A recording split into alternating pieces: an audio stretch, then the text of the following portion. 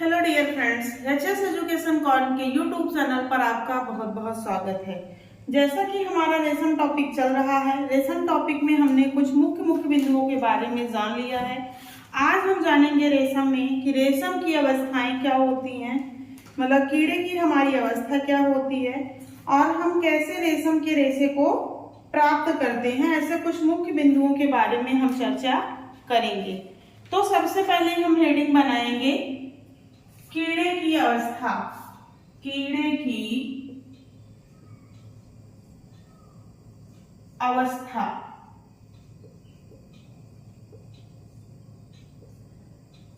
जब हम कीड़े की अवस्था की बात करते हैं तो आप सभी को पता है कि जो हमारा इसका कीड़ा होता है, इसके कीड़े को हम 4 चरणों से गुजरते हैं। सबसे पहले हमारा अंडा होता है, अंडा के बाद लार्वा आता है, लार्वा के बाद हमारा प्यूपा होता है और प्यूपा के बाद हमारा कीड़ा यानी कि मोथ हम प्राप्त करते हैं। तो इन्हीं 4 अवस्थाओं के बारे में जानेंगे और ये जानेंगे कि कितने दिन तक अंडा रहता है, कितने अंडे एक बार में उत्पादित करता है, फिर लार्वा में आता है तो इसकी क्या क्रियाएं होती हैं, फिर कीड़ा बन जा, फिर कैसे प्यूपा बनता है, प्यूपा की अवस्था में ही हम स्टोइंग प्रोसेस करके इसे प्राप्त कर लेते हैं, जिससे कि हमारे बड़ी बड़ी लंबे धागे हमें प्राप्त होते हैं। और मोथ की अवस्था में एक प्रकार का ये क्षारीय स्राव करता है, जिससे हमारा रेशा कट जाता है और हमें टूटे हुए कोकून प्राप्त होते हैं, मतलब उनसे निम्न क्वालिटी के कपड़े बनाए जाते हैं। तो आइए हम इस पर चर्चा करते हैं। सबसे पहले हमारे कीड़े की अवस्था में क्या आती है? अंडा। अंडा के बाद आता है लार्वा, लार्वा के बाद आता है प्यूपा और प्यूपा के बाद हमारा आता है वयस्क यानी कि कीड़ा या मोथ इसे कहा जाता है। आपको ऐसे अरेंज करने के लिए भी आ सकता है। इसे क्या कहेंगे? Egg, larva, pupa, moth. Net के एग्जाम में अभी आता है तो अंडा लिखा रहता है, caterpillar, caterpillar, CRISIL,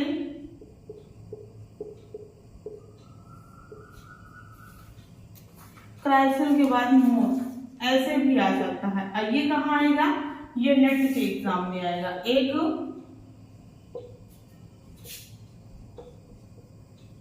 caterpillar, caterpillar के बाद क्राइसिल,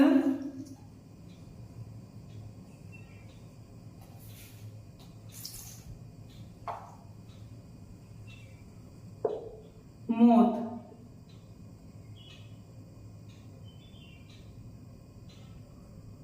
क्राइसिल, मोथ। तो इस प्रकार से आपको ये लिखा हुआ मिल सकता है। अवस्थाएं इसकी क्या होती हैं? 4 अवस्थाएं होती हैं। Number 1, number 2, number 3, number 4। सबसे पहले अंडा की स्टेज आती है, फिर लार्वा हमारा वो बन जाता है, फिर प्यूपा आता है, फिर कीड़ा होती है। इंग्लिश में देखेंगे तो ऐसे लिखा रहेगा egg, larva, pupa, moth. Net के एग्जाम में आता है अंडा, कैटरपिलर, क्राइसिल और मोथ, मतलब एग, कैटरपिलर, क्राइसिल और मोथ।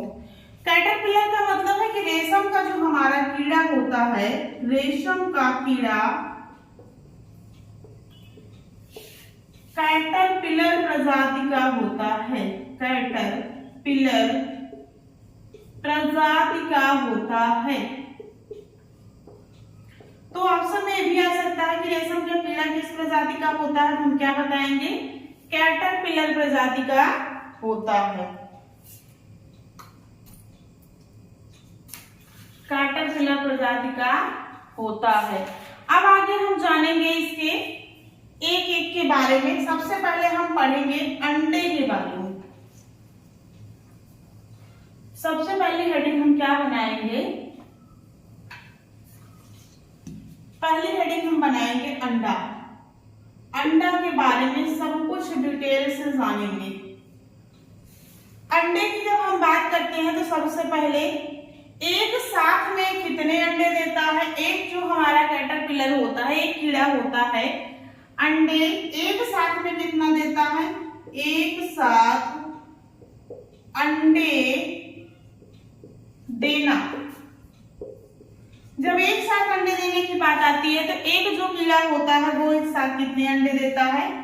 350 से लेकर के 400 अंडे। तो हमारे एग्जाम में ये भी क्वेश्चन आ सकता है कि एक साथ कितने अंडे वो देता है, तो 350 से लेकर के 400 अंडे। फिर हम सेकंड जानेंगे लार्वा।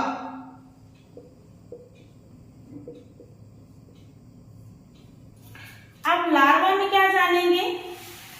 लार्वा में कितना लंबा होता है, लगभग तो 3 मिलीमीटर लंबा हो जाता है लार्वा की स्टेज में। और इसे लार्वा की स्टेज में ही इसे क्या जरूरत होती है, पोषण की आवश्यकता हो जाती है। पोषण की आवश्यकता, किसकी आवश्यकता हो जाती है, पोषण की आवश्यकता हो जाती है। और इस स्टेज में कितने दिन तक का रहता है, 20 से 32 दिन तक। 20 से लेकर के 32 दिन जो है लग जाते हैं इस स्टेज में आने के लिए, इस स्टेज तक रहता है। और पोषण में रहता क्या है, तो पोषण में इसे चाहिए शहतूत की पत्तियां। शहतूत की पत्तियां, क्या चाहिए इसे, शहतूत की पत्तियां। और जो ये लार्वा की अवस्था है ना, इसी अवस्था में क्या होता है, इसी अवस्था में ये जो हमारा लार्वा होता है इसकी त्वचा में परिवर्तन दिखाई देता है। त्वचा में परिवर्तन, त्वचा में परिवर्तन दिखाई देता है। ये परिवर्तन हो जाता है तो किस कलर का हो जाता है, त्वचा में जब परिवर्तन होता है तो चिकने ग्रे कलर में, चिकने ग्रे कलर में, ये चिकने ग्रे कलर से सफेद कलर में परिवर्तित हो जाता है कैटरपिलर। किस कलर में, सफेद कलर में। हमने अभी तक आपको क्या बताया, हमने आपको बताया कि जो हमारा कीड़ा होता है 4 अवस्थाओं से गुजरता है, जिसमें पहला हमारा होता है अंडा। अंडा एक साथ कितने अंडे को देता है, 350 से 400। दूसरा आता है लार्वा। लार्वा में कितना लंबा हो जाता है, 3 मिलीमीटर। और इसमें इस वक्त पोषण की अधिक आवश्यकता होती है, 30 से 32 दिन तक ये पोषण लेता है। और जो है पोषण कहाँ से लेता है, शहतूत की पत्तियों से लेता है। और इसका जो कलर होता है वो किस कलर में होता है, तो चिकने ग्रे कलर में होता है। और अपने जो है त्वचा में परिवर्तन करता है, और परिवर्तन करने के बाद ये सफेद कलर में आ जाता है। और क्या करता है आगे, आगे कुछ और बिंदुओं को जानेंगे।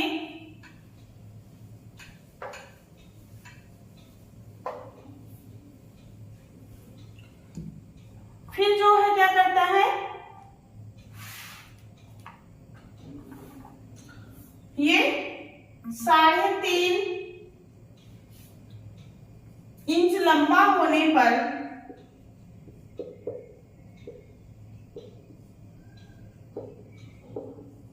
क्या करता है, शहतूत की पत्तियों को खाता है। और 24 घंटे फिर क्या करता है, अपना सिर हिलाता है। कितना, 24 घंटे। और 24 घंटे सिर हिलाने के बाद क्या करता है, ये गोंद को स्रावित करने लगता है और एट के आकार में हमारे कोकून का निर्माण कर लेता है। एट के आकार में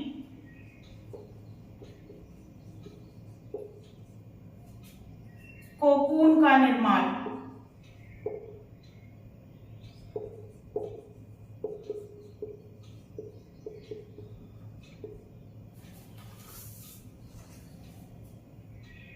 फिर जो एट के आकार में कोकून का निर्माण होता है ना, तो एट के आकार में स्राव सूख जाता है,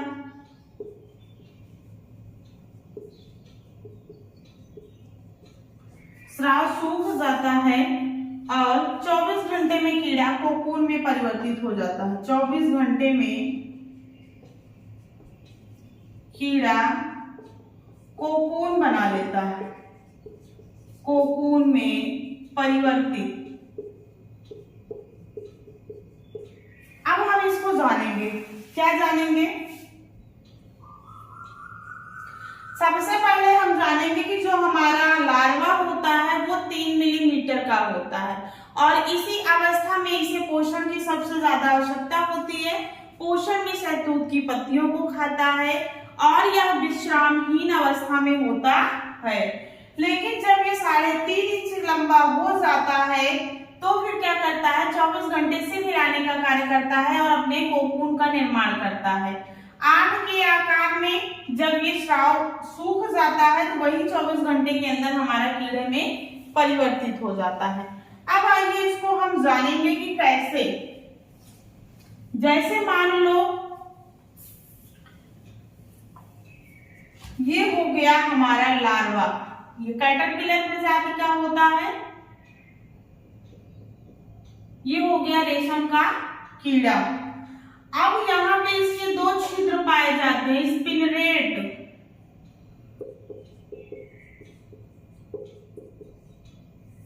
स्पिनरेट पाए जाते हैं। इसी स्पिनरेट से निकलता है फाइब्रिन प्रोटीन और गोंद जो है हमारी निकलती है शेरसिन, शेरसिन गोंद, शेरसिन गोंद निकलती है।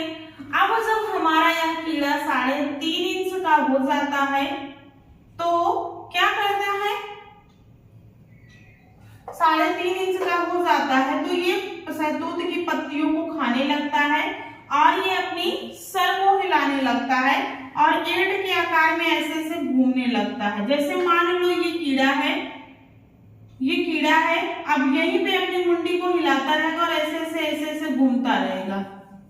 ये जो हमारा है, ये जो स्राव निकलता है, जब ये हमारा स्राव वायु के संपर्क में आता है तो सूख जाता है और 24 के घंटे के अंदर ये क्या करता है, इस प्रकार से कोकून का निर्माण कर लेता है। तो ये हमारा कोकून जो है बन जाता है। अब हम जानेंगे अगला प्यूपा की अवस्था में।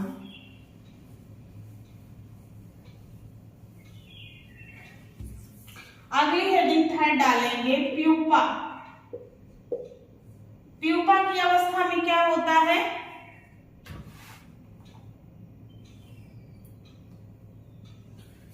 प्यूपा की अवस्था में जब कोकून बनना प्रारंभ हो जाता है, जब कोकून बनना प्रारंभ हो जाता है तो इसे क्या कहते हैं, क्राइसिल या प्यूपा। तो लार्वा प्यूपा में परिवर्तित हो जाता है, प्यूपा में परिवर्तित हो जाता है। इसे ही प्यूपा कह सकते हैं या क्राइसिल भी कह सकते हैं, क्राइसिल। दोनों अवस्था इसे कह सकते हैं कि जब हमारा कोकून बनना प्रारंभ हो जाता है तो जो हमारा कोकून होता है वो प्यूपा या क्राइसिल में परिवर्तित हो जाता है। तो कोकून भी इसी अवस्था में बनता है, कोकून इसी अवस्था में बनता है और हम अच्छे किस्म की रेशम की प्राप्ति यहीं से कर लेते हैं। कोकून बनता है और यहां से हमें क्या प्राप्त होता है, अविरल लंबा चमकदार धागा, चमकदार रेशम।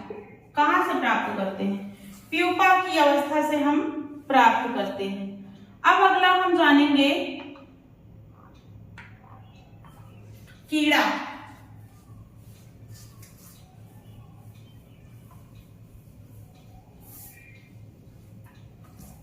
अगला क्या जानेंगे, कीड़ा।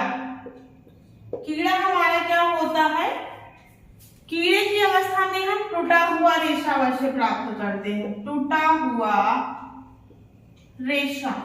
क्योंकि जो हमारा जैसे ये मान लो कीड़ा है, यहाँ से सेल्सिन और फाइब्रिन प्रोटीन का स्राव करता है, और ये कीड़ा जो है यहाँ से क्षारीय जो है धातु का स्राव करता है, जिससे हमारे रेशे जो है क्या होते हैं, यहीं से ऐसे टूट जाते हैं। जब ये रेशे टूट जाएंगे, हमारे ये रेशे ऐसे ऐसे ऐसे ऐसे होते हैं ना, जब ये रेशे टूट जाएंगे मान लो यहाँ से, अब हम इन रेशों को जब निकालेंगे तो ये रेशे हमारे छोटे छोटे निकलेंगे। इसलिए कहा यहाँ पे हमें किस अवस्था में रेशा प्राप्त होता है, तो टूटे हुए अवस्था में हमें यहाँ से रेशा प्राप्त होता है।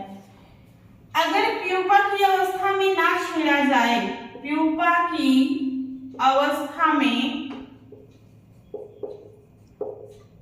प्यूपा की अवस्था में ना छेड़ा जाए तो प्यूपा क्या होता है, प्यूपा की अवस्था में कोकून को, प्यूपा की अवस्था में ना छेड़ा जाए तो प्यूपा कीड़ा बन जाता है। प्यूपा क्या होता है, प्यूपा कीड़ा बन जाता है। और क्या करता है, कोकून से बाहर निकलने के लिए, कोकून से बाहर निकलने के लिए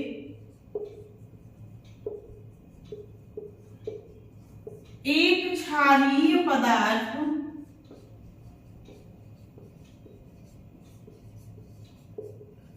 श्रावित करता है, श्रावित करता है। जब एक क्षारीय पदार्थ श्रावित करता है तो जिससे हमें टूटे हुए कोकून प्राप्त होते हैं, जिससे हमें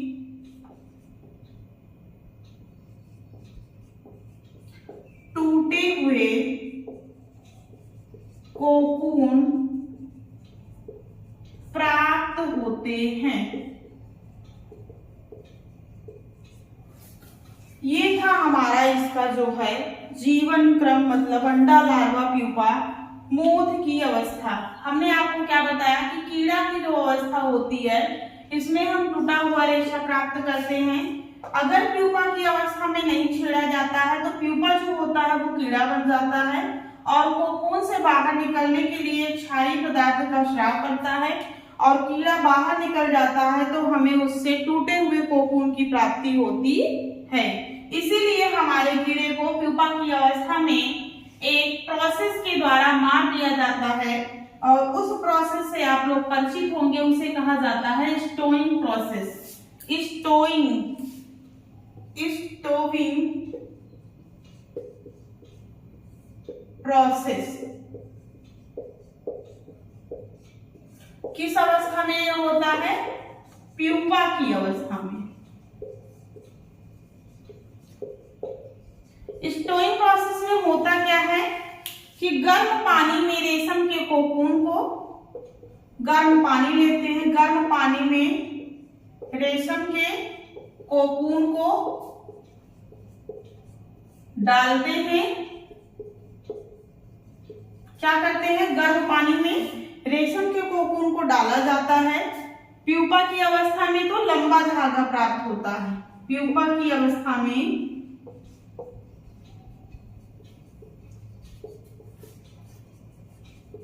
तो लंबा धागा प्राप्त होता है।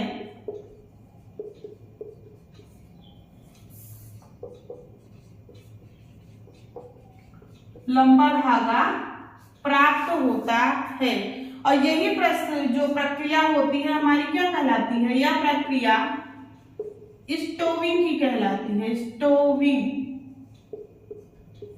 स्टोविंग कहलाती है। क्या होता है, प्यूपा को गर्म पानी में डालने से, पानी में डालने से प्यूपा का जीवन रुक जाता है। प्यूपा का जीवन रुक जाता है जिससे हमें लंबा रेशा प्राप्त होता है, जिससे लंबा रेशा प्राप्त करते हैं या प्राप्त होता है। बात समझ में आई? हमने क्या बताया कि प्यूपा की अवस्था में एक प्रोसेस होता है जिसे स्टोइंग प्रोसेस कहा जाता है। स्टोइंग प्रोसेस में हम करते क्या है, तो गर्भ जल में रेशम के कोकून को डालते हैं। तो प्यूपा की अवस्था में ही एक लंबा विरल धागा हमें प्राप्त होता है जिसे स्टोइंग प्रोसेस कहा जाता है। प्यूपा को गर्म पानी में डालने के बाद क्या होता है, तो कि जो हमारा प्यूपा होता है उसका जीवन चक्र रुक जाता है और जिससे हमें अविरल चमकदार लंबा धागा प्राप्त होता है। ये तो हो गया हमारे प्यूपा की अवस्था में धागा प्राप्त करने की प्रक्रिया। अब हम आगे जानेंगे कोकून क्या होता है। कोकून, तो कोकून तो वैसे बता दिए हैं कि जब हमारा धागा जो है पूर्णतः हमारा जो मोथ होता है परिपक्व हो जाता है और कोकून को तोड़ करके बाहर निकल जाता है, जो कोकून हमारा होता है। प्यूपा के बाद की स्टेज लार्वा की अवस्था में जब स्राव होता है तो कीड़े लार्वा की अवस्था में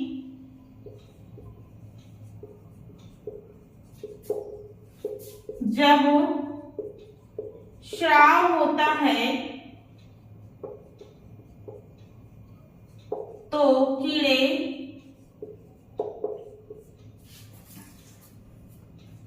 के चारों एक आवरण बन जाता है। तो कीड़े के चारों ओर एक आवरण बन जाता है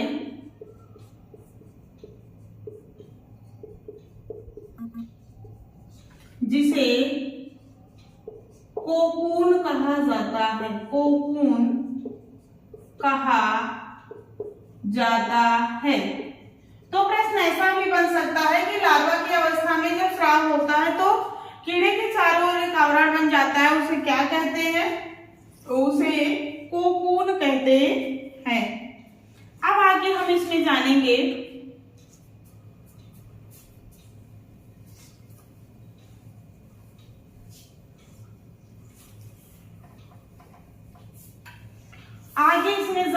सिल्क के प्रकार। सिल्क के प्रकार, तो जब हम सिल्क के प्रकार की बात करते हैं तो सिल्क हमारे दो प्रकार का होता है। एक हमारा होता है